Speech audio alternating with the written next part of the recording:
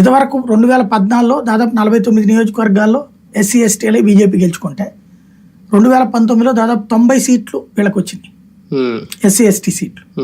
ఈ దఫా దాదాపు 30-40 కొట్టుకుపోయాడు రాహుల్ గాంధీ. 19-20 కొట్టుకుపోయాడు.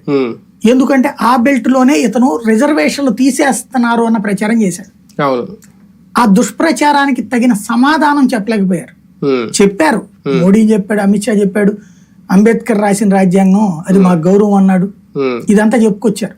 కానీ ఒక నెగిటివ్ ప్రచారం ముందు పాజిటివ్ ప్రచారం పనికిరాదు. నేను ఇంతకుముందు కూడా మనం మాట్లాడుకున్నాం, ఇతను చెడ్డోడు అని చెప్పి కన్విన్స్ చేయడం సులభం, మంచోడు అని చెప్పి కన్విన్స్ చేయడం చాలా కష్టం. ఇప్పుడు తీసేస్తారు అన్నదానికి సమాధానం లేదు, తీయరు, ఎందుకు తీయరంటే అని వీళ్ళు కన్విన్స్ చేయలేకపోయారు. దాంతో ఈ లోపు జరగాల్సిన డ్యామేజ్ జరిగిపోయింది. అది చివరిలో గమనించాకే అగ్నివీర్ పథకం ఒకటి, అగ్నిపథ్ రెండవది ఇది, ఈ రెండిటి ఇంపాక్టే ఇవాళ రోజున బీజేపీ ఆ సీట్లు కోల్పోవడం. అవును, ఒక రకంగా అసెంబ్లీ స్థానాల్లో అయితే పుంజుకుంటుంది సౌత్ లో కూడా, మొన్న 8 వచ్చిన ఇప్పుడు ఆంధ్రప్రదేశ్ లో.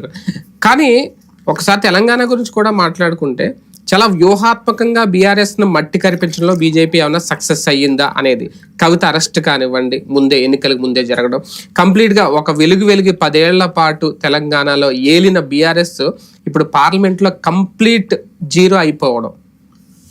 అది ఒక బీఆర్ఎస్ చేసిన తప్పు, ఫస్ట్ తప్పు ఏంటి అంటే 10 సంవత్సరాల అధికారంలో ఉన్నప్పుడు కార్యకర్తలకే వదిలేసేయడం రాష్ట్రాన్ని. వాళ్ళు విచ్చలవిడిగా ప్రవర్తించడం, అహంకారం